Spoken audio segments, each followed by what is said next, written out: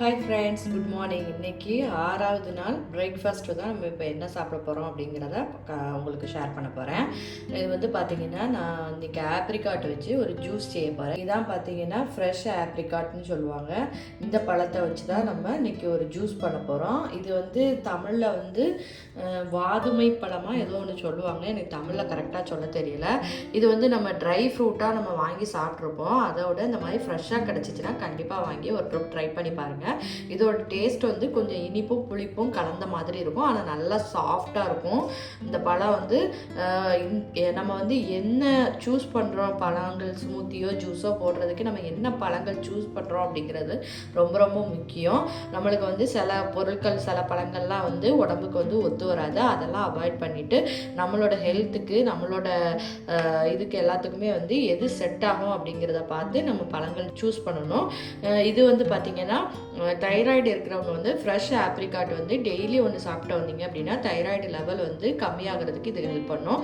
இதில் பார்த்தீங்கன்னா நிறைய வந்து உங்களுக்கு பொட்டாசியம் அப்புறம் விட்டமின்ஸ் எல்லாமே நிறைய இருக்குது, நார்ச்சத்து அதிகமாக இருக்குது. இது வந்து எலும்புகளை பலப்படுத்துறதுக்கு மட்டும் இல்லாமல் நம்ம உடம்புக்கு தேவையான அனைத்து விதமான நியூட்ரிஷன்ஸும் நம்மளுக்கு கிடைக்கிறதுக்கு இந்த பழம் வந்து ஹெல்ப் பண்ணுது. இது கூட வந்து நம்ம க்ரீன் ஆப்பிளோ ஒரு பியர்ஸோ ஆட் பண்ணிக்க போகிறோம். உங்களுக்கு தெரியும், இது க்ரீன் ஆப்பிள் பியர்ஸ் எல்லாத்துலேயுமே வந்து நார்ச்சத்து அதிகமாக இருக்கும். அதனால் வந்து இது நம்மளுக்கு காலையில் வந்து பிரேக்ஃபாஸ்ட்டுக்கு இது ஒரு ஸ்மூத்தியாக எடுத்து குடிக்கும்போது நம்மளுக்கு வந்து ஃபுல்லாகவும் இருக்கும், நம்மளுக்கு வந்து ஹெல்த்தியாகவும் இருக்கும். ஓகேவா, இன்றைக்கி இந்த ஸ்மூத்தி தான் நம்ம ரெடி பண்ண போகிறோம். இப்போ இதை நான் கட் பண்ணிவிட்டு உங்களுக்கு காமிக்கிறேன். இப்போ பார்த்திங்கன்னா நம்ம அதுக்கு தேவையானதெல்லாம் கட் பண்ணி வச்சாச்சு. இது வந்து பியர்ஸ், ஆப்ரிகாட், க்ரீன் ஆப்பிள், அப்புறம் ஒரு 3 வாழைப்பழம் எடுத்திருக்கேன், ஒரு 5-6 டேட்ஸ் எடுத்திருக்கேன், அப்புறம் லோ ஃபேட் மில்க்கு கொஞ்சம் எடுத்திருக்கேன், அதுக்கப்புறம் மேலே தூவுறதுக்கு சியா சீடு எடுத்திருக்கேன். இது வந்து பார்த்திங்கன்னா ஒரு 3 பேர்த்துக்கு செய்கிறதுனால கொஞ்சம் அதிகமாக அளவு எடுத்திருக்கேன். நீங்கள் ஒருத்தருக்கு செஞ்சீங்கன்னா கொஞ்சம் கம்மி பண்ணிக்கோங்க. ஓகேவா, இப்போ இது எல்லாத்தையுமே வந்து இந்த மிக்ஸி ஜாருக்கு மாற்றிடலாம். எல்லாத்தையும் வந்து மிக்ஸி ஜாருக்கு மாற்றியாச்சு. அதுக்கப்புறமா வந்து நம்ம எடுத்து வச்சுருக்க லோ ஃபேட் மில்க் ஆட் பண்ணிக்கலாம்.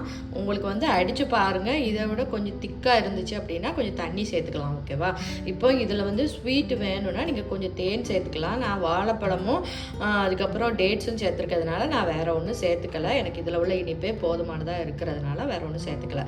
ஓகேவா, இப்போ நான் இதை அடிச்சுட்டு வந்து உங்களுக்கு காமிக்கிறேன். ஸ்மூத்தி வந்து சூப்பராக ரெடி ஆயிடுச்சு. இப்போ இந்த கிளாஸில் வந்து நம்ம மாற்றிடலாம்.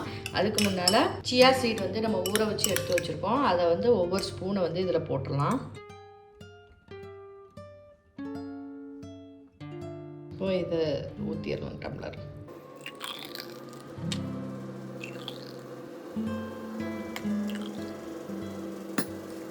பார்த்தீங்கன்னா சூப்பராக வந்து நம்ம ஆப்ரிகாட் ஜூஸ் வந்து ரெடி பண்ணியாச்சு.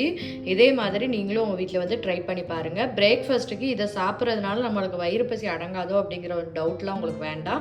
ஏன்னா இதில் வந்து நார்ச்சத்து உள்ள பொருட்கள் வந்து நிறைய ஆட் பண்ணியிருக்கிறதுனால நம்மளுக்கு வந்து நல்ல ஃபில்லிங்காக தான் இருக்கும். அது போக வந்து உங்களுக்கு பசிச்ச மாதிரி இருந்துச்சுன்னா 11 o'clock வந்து ஒரு சுண்டல் வந்து ஏதாவது ஒன்று எடுத்துக்கோங்க. ஏதாவது ஒரு பயிரை ஊற வச்சு சுண்டல் பண்ணி சாப்பிடுங்க, உங்களுக்கு நல்ல ஃபில்லிங்காக தான் இருக்கும். ஃபுட்டை வந்து செலக்ட் பண்ணும்போது ஒரே மாதிரி இட்லி தோசை இந்த மாதிரியே செஞ்சு சாப்பிட்டுட்டு இருந்தாலும் போர் அடிக்கும். இந்த மாதிரி நீங்கள் ஸ்மூத்திஸ் ஜூஸ் இது மாதிரி ஆட் பண்ணிக்கோங்க உங்கள் ஃபுட்டில். உங்களுக்கு வந்து செஞ்சு சாப்பிட்றது ஈஸியாக இருக்கும், உங்களுக்கு வந்து ரொம்ப ஹெல்த்தியாகவும் இருக்கும். ஓகே ஃப்ரெண்ட்ஸ், இந்த ரெசிபி வந்து உங்கள் வீட்டில் ட்ரை பண்ணி பாருங்கள். இன்றைக்கி வந்து டே 6th பிரேக்ஃபாஸ்ட் ரெசிபி இதுதான். உங்களுக்கு வந்து இந்த வீடியோஸ் வந்து யூஸ்ஃபுல்லாக இருந்துச்சு அப்படின்னு தோணுச்சுன்னா உங்கள் ஃப்ரெண்ட்ஸுகள் கூட கொஞ்சம் ஷேர் பண்ணுங்கள். அப்புறம் என்னோட சேனலை பார்க்குறவங்க கொஞ்சம் சப்ஸ்கிரைப் பண்ணிங்கன்னா நல்லாயிருக்கும். ஓகே ஃப்ரெண்ட்ஸ், நெக்ஸ்ட் வீடியோவில் பார்க்கலாம். பாய்.